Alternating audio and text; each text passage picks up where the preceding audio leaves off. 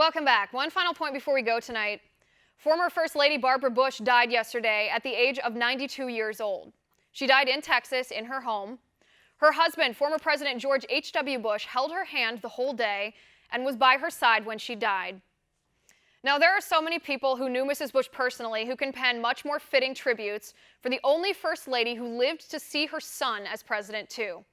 Abigail Adams is the only other First Lady in our history to share the honor of being both the wife and mother to presidents, but Mrs. Adams died before her son, John Quincy Adams, took office. Barbara Bush watched her son, George W. Bush, in the White House and her other son as governor of Florida. I saw Mrs. Bush once in Kennebunkport in Maine, where the Bushes live every summer. She and President Bush were on a boat headed out of the bay to the ocean. I was on the rock jetty nearby as they passed. Of course, I waved like a tourist as soon as I recognized who was passing by just 50 feet away from me.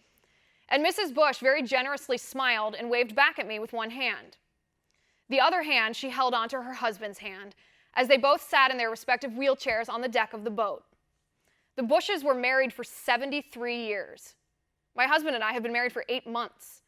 What an incredible example of undying love the Bushes set for young couples all over the world. There's a reason the love letters President H.W. Bush wrote to Barbara are going viral online today. The president said about his wife, "I have climbed perhaps the highest mountain in the world, but even that cannot hold a candle to being Barbara's husband."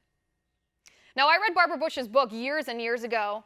I remember being terrified of the statistics she shared in her book that after her baby daughter died of leukemia, she learned that over 90% of married couples who suffer the death of a child end up divorcing. Yet this tragedy only served to strengthen the bond between she and President Bush and served as a test of her faith, which we could all tell was unshakable.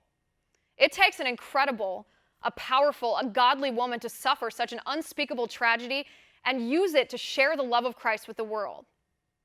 After I read Mrs. Bush's book, that statistic about how many couples divorce after losing a child haunted me. I said to my husband, "What if someday we lose a child? Would that ever happen to us?" And he said, "No, it wouldn't." I said, "We would be strong like George and Barbara Bush." And he said, "Yes, strong like George and Barbara Bush."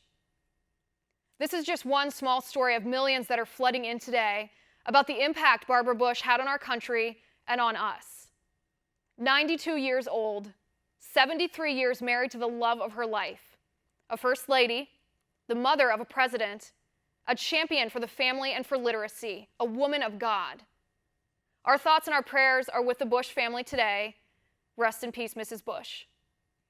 And that's my final point.